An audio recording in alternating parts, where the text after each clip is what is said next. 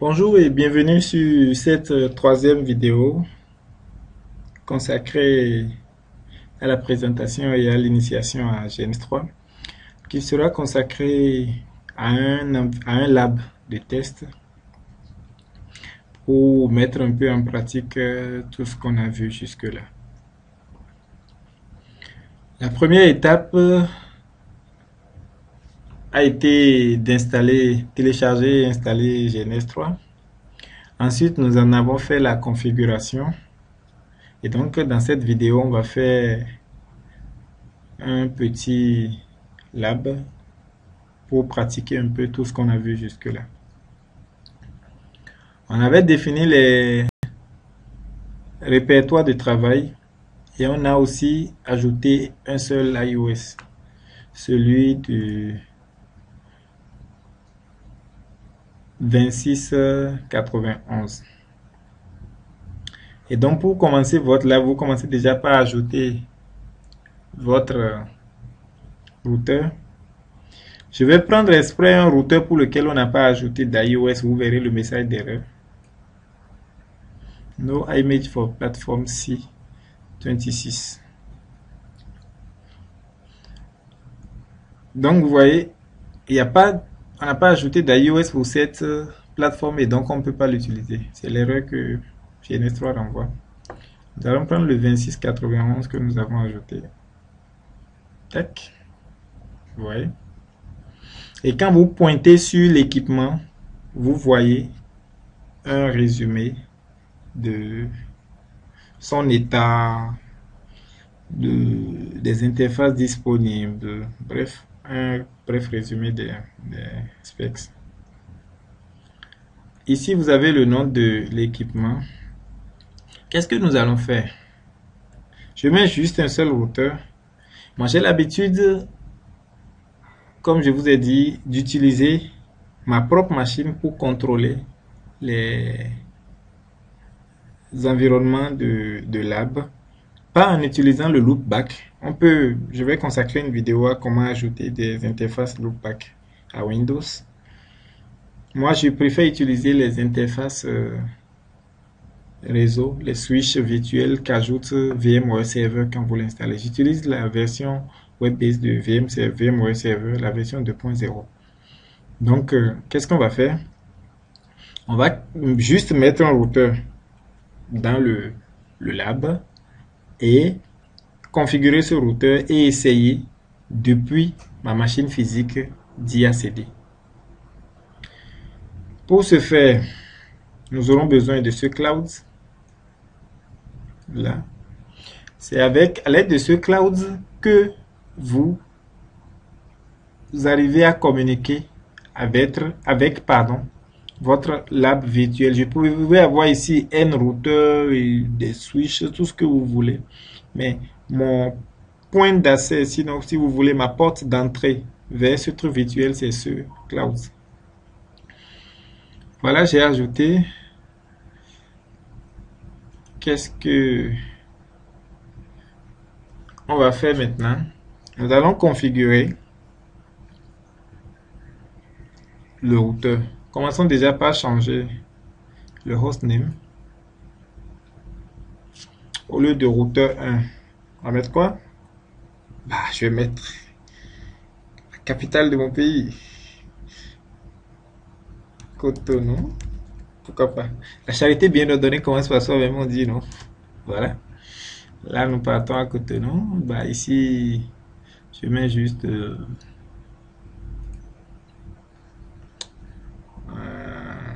qu'est-ce qu'on met?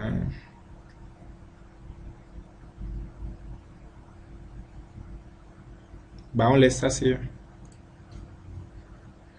D'accord? Revenons encore en clic droit sur l'équipement, sur le routeur. On va sur configure. Là, vous avez la possibilité de changer pas mal de paramètres. Memory, c'est un disque. La mémoire vive, la taille de la mémoire NVRAM, vous pouvez le changer. Les disques 0, disque PCMCIA, vous pouvez les changer aussi. Slot, si vous voulez ajouter des interfaces et tout, on va garder ça déjà par défaut pour un premier lab de test. Donc je fais juste OK. Ici, on va maintenant configurer le cloud. Toujours clic droit, configure. Vous sélectionnez le C1 ici. Et ici, qu'est-ce que vous remarquez? Generic Ethernet NIO. C'est là que vous choisissez à quelle interface vous voulez lier votre architecture virtuelle. Si je voulais utiliser le loopback, j'allais choisir le loopback, mais j'ai dit que moi j'aime bien utiliser. Ici, vous avez toutes vos interfaces qui sont présentes. Moi, j'utilise le VMnet 1, qui est la première interface virtuelle. Et je fais Add. Là, je fais OK. Et donc, je n'aurai qu'à lier. Ceci représente en fait l'interface. Attendez, je vais vous montrer l'interface. L'interface réseau virtuel que VMware a ajouté sur ma machine. Vous voyez, c'est ça l'interface ici. Et c'est ça que je vais utiliser pour me connecter à ma machine. Ça, c'est directement sur ma machine physique. Et donc, voilà, nous allons lier ici. Pour faire les liaisons, c'est ça. Vous choisissez quel type de lien. On va utiliser un Fast Ethernet. Je clique là-dessus, je choisis mon interface. Là, je clique sur le routeur. Il a pris l'interface Fast Ethernet par défaut. Ensuite, vous cliquez là pour relâcher ce bouton.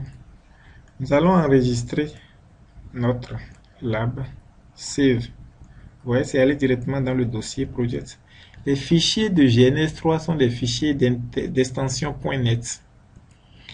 Je vais vous présenter après la possibilité que vous avez, au lieu d'utiliser GNS3, d'utiliser Dynamics et Dynagen seul en interface de commande, en ligne de commande pour commander vos labs, au lieu d'avoir une interface graphique comme ça. Mais après, on génère déjà ce fichier .net et ensuite on ira éditer ce fichier. Vous allez voir un peu tout ce que GNS3 écrit et que vous auriez écrit manuellement si vous aviez choisi d'utiliser Dynamics et puis Dynagen. Donc on va mettre ici lab. Oups. On va mettre ici lab test. On enregistre. Voilà. Qu'est-ce que nous allons faire maintenant? C'est associer un sous-réseau. Alors, je vais voir ici.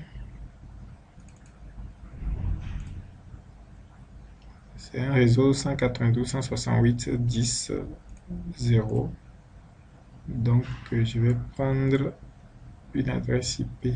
Là, pour faire les notations, vous avez ici, je mets un réseau 192.168.10.0/24 en notation pour signaler que c'est le sous-réseau ici.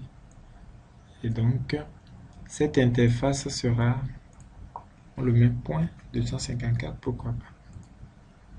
OK. Qu'est-ce qu'on a vu tout à l'heure? Attendez, je vais ramener, vous allez voir.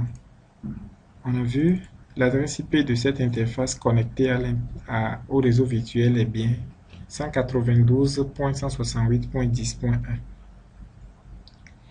Donc, c'est ça, voilà. Maintenant, on est prêt pour démarrer notre lab. Vous avez la possibilité de cliquer ici directement pour démarrer votre lab.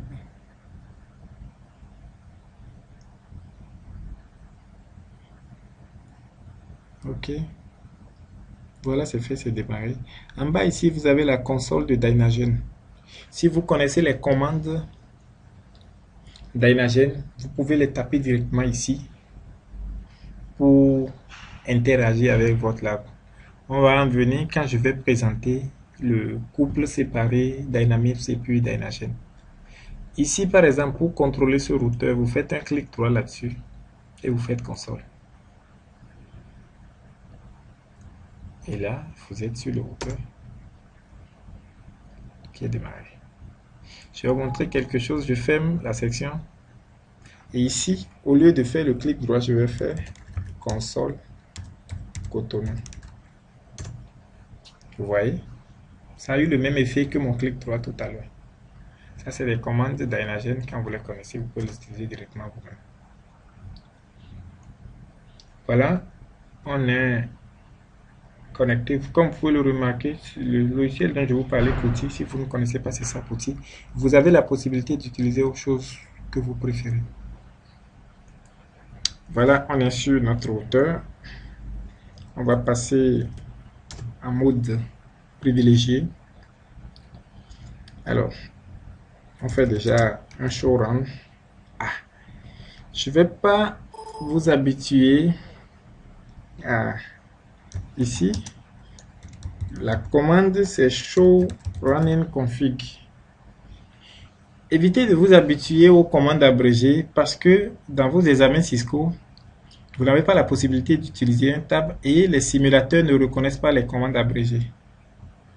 Je l'ai appris à mes dépens quand j'étais à quelques jours ou à quelques semaines, je dirais, de plancher pour mon examen, mon CCNA, que je m'étais rendu compte que, sinon moi je ne savais pas, j'étais beaucoup habitué à utiliser tabulation et à utiliser les commandes abrégées.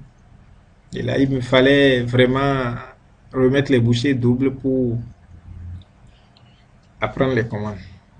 Show running config. Donc, ceci vous donne une idée de la config qui est là. Avant de nous lancer dans quoi que ce soit, il faut qu'on arrive à identifier quelle interface est connectée à ce cloud pour pouvoir le configurer. Quand vous pointez dessus, vous voyez, c'est le Fast Ethernet 00. Comme vous pouvez le constater ici. Oups, il ne va pas me laisser. Alors, ouais, voilà, c'est ça. Bon, vous voyez ça dans la liste, hein, c'est le Fast Ethernet 00. Donc, on va passer à sa configuration. On est en mode privilégié, on va passer en mode. Je suis tellement habitué. Config terminal. On est là. Le hostname, on l'a déjà mis. On va plus le faire. On va faire un enable secret Cisco. Et après, on configure directement l'adresse IP de notre interface. Interface Fast Ethernet 0/0. IP address 192.168.10. On a dit qu'on lui donne 254, 255, 255, 255, 0. D'accord. On fait un autre shutdown pour l'activer. Ok. Voilà. L'interface est montée. On va déjà sauvegarder ce qu'on a fait jusque-là. Copy running config startup config. Voilà. On a déjà une première configuration. Déjà, on peut essayer à partir de ce routeur de pinguer l'interface virtuelle de ma machine qui est à quelle adresse IP? 192.168.10.1. On va voir. Oups, et puis, vous voyez, on y est. Pour confirmation, j'ouvre un terminal CMD. Ça, c'est depuis ma machine physique. Nous allons pinguer le routeur pour voir si on y accède. Pardon. On y est. Pendant qu'on y est, pourquoi ne pas jouer un peu avec le routeur? Essayons un telnet. Ça marchera? Non, ça marchera pas. 254. Password required but not set. Normal. Parce qu'on n'a pas encore configuré. Ici, pendant qu'on y est, on va s'amuser un peu. Ok. Line VTY 0 à 4 pour configurer les lignes Telnet. On va mettre un password qui nous réclamait tout à l'heure. Password de Cisco. OK. Et puis login. On fait un et puis on fait un copy running config start of config. Alors, on réussit encore notre telnet. On y est. Voilà, on est sur notre routeur. Je peux faire un show run, un show propos, un show run. Ah oui, il faut passer un enable, un show running config. Voilà, tout ça c'est directement depuis mon interface, depuis l'ordinateur physique que j'arrive à faire tout ça. Et donc voilà un peu. Ah oui, ça c'est une configuration. Regardez, j'ai laissé ça. Alors on va coller, même si l'objectif n'est pas configurer terminal. Service password encryption. On fait un do show run. L'objectif ici n'est pas d'apprendre les commandes Cisco. On le fait juste quand on y sera. On va parler des commandes. Plus on n'en parle pas. Ouais, voilà, ça c'est déjà beaucoup mieux. Donc voilà globalement un premier lab sous GNS3. Si vous voulez, vous pouvez ajouter un switch, mettre des routeurs, plein de routeurs et finalement avoir un cloud ici qui vous permet d'accéder à toute l'interface. Nous allons voir le idle PC maintenant. Ici, quand je fais un clic droit, vous voyez ici, il y a le idle PC. Quand vous lancez cela, pendant que votre architecture tourne, ça permet à GNS3 de détecter les valeurs à appliquer pour que quand ce n'est pas en utilisation intensive. Donc, potentially better idle PC values marked with star. Vous ouvrez la liste pour choisir la valeur marquée avec une étoile. Vous choisissez la valeur marquée avec une étoile et vous faites OK. Donc, idle PC est appliqué à ce routeur-ci. Voilà, globalement, on ramène peut-être. Vous voyez là, c'est depuis la console directement, ça c'est depuis petit. Et je rappelle que vous pouvez utiliser le terminal pardon, que vous voulez. Ça peut être Secure CRT et puis TerraTerms, ce avec le device avec lequel vous vous sentez le plus à l'aise, c'est à vous de voir. Si on avait par exemple une image commune, on aurait pu ajouter ici et mettre OK, configurer QEMU. On n'a pas configuré, on n'a pas ajouté d'iOS. Si vous voulez utiliser ces trucs virtuels, c'est qu'il va falloir trouver des images et mettre dedans. Un peu comme on a fait pour le routeur, c'est exactement la même chose. Mettre les images pour pouvoir les utiliser. Maintenant, ça vous offre. En fait, ce que ça vous offre quand vous ajoutez ces posts, c'est que ça vous donne l'image, c'est-à-dire vous mettez une image par exemple pour avoir, la plupart des QEMU c'est des images iOS Linux en console qui vous permet d'avoir accès à des commandes comme ping, trace, route et tout pour tester votre architecture. Moi je préfère toujours le connecter directement à mon réseau et donc c'est plus, je trouve plus simple quand j'ouvre une interface DOS sur ma machine pour contrôler mon lab plutôt que d'installer des stations de travail dans le lab même qui vont forcément alourdir. Voilà, vous avez les switches qui sont là que vous pouvez utiliser, mais ce ne sont pas des switches et Cisco émulé, mais c'est des switches qui vous permettent quand même de relier les équipements de votre architecture de lab. Pour arrêter votre lab, vous avez le choix, soit vous cliquez ici, ou bien vous pouvez utiliser une commande stop all. Ça vous stoppe le lab.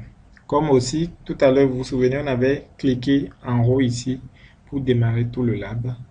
Vous pouvez aussi faire un start all pour le démarrer.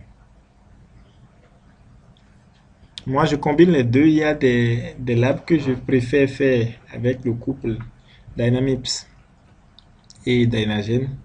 Et il y en a que je préfère faire avec GNS3. C'est à vous de voir ce qui vous convient le plus. Mais je ferai aussi des vidéos sur l'utilisation du couple Dynamips et Dynagen sans l'utilisation de GNS3.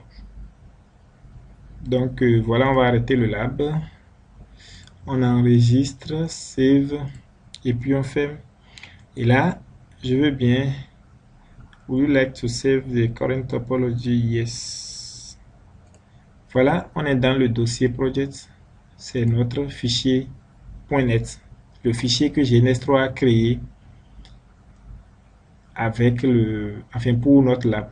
Je vais ouvrir un peu pour que vous voyez à quoi ça ressemble. Voilà. Et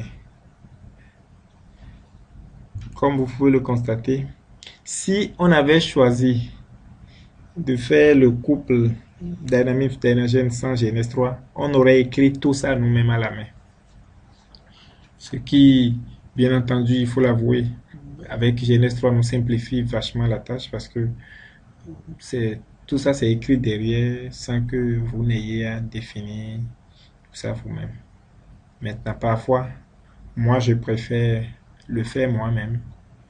En fait, ça vous donne l'avantage de mieux contrôler vos ressources, je pense. Maintenant, ceci dit, c'est à chacun de voir. Donc, c'est un peu...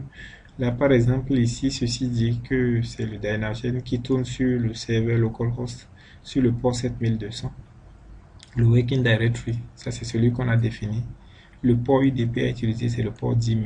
Quel modèle de routeur? Le 2961, le 2691, c'est celui qu'on a utilisé. Ici, l'image qu'on a ajoutée, son chemin, la valeur de idle PC qu'on a configuré, le space même qui est true. Maintenant, les routeurs de notre architecture, le modèle c'est un 2691, une console 2011, auxiliaire 2501, le port Fast Ethernet 00 qui est connecté. Ça c'est mon interface VMware qu'on a ajouté, donc égal comme ça pour vous signaler. Ça c'est les coordonnées de ce routeur dans le lab, et ça c'est des si vous voulez, tout ça c'est défini avec Dynamics, mais ça c'est des données propres à GNS3, des notes de GNS3, le cloud et tout, c'est des choses qui n'existent pas quand vous faites du Dynamics Dynagen. Vous prenez l'interface, vous liez directement, mais vous n'avez pas accès à des clouds. Donc il vous faut connaître ceci en fait, d'où ça fait un peu la difficulté. Mais je peux vous montrer quelque chose. Par exemple, attendez, lui doit plus être valide parce que le routeur n'est plus fonctionnel. On va ouvrir un autre terminal. Quand vous allez sur C, Program Files, c'était GNS3 dit Dynamics, je pense, voilà, et -E. Vous voyez ici, ça vous liste. Si par exemple, bon, je peux pas l'éteindre. Si par exemple vous voulez utiliser directement le couple Dynamics Dynagen, mais vous n'avez pas les noms de ces interfaces pour les ajouter et tout, ceci vous le donne directement. Donc vous le faire comme ça, d'utiliser Dynamics avec un -E, ça vous donne les noms pour que vous puissiez utiliser dans pour faire votre fichier .net. Et ce serait aussi un fichier .net. Il y aura un lab consacré à ça qu'on va faire après. Voilà globalement pour GNS3. Donc pour mémoire, nous avons fait l'installation, le téléchargement, l'installation, la configuration et nous avons fait un petit lab de test. Voilà, j'espère que ceci a été utile pour vous. Au fur et à mesure qu'on évoluera dans le programme du CCNA, on aura fait beaucoup de labs, mais là, il n'y aura plus à apprendre à utiliser GNS3, on va directement nous mettre sur nos labs à faire. Merci pour l'attention et à la prochaine.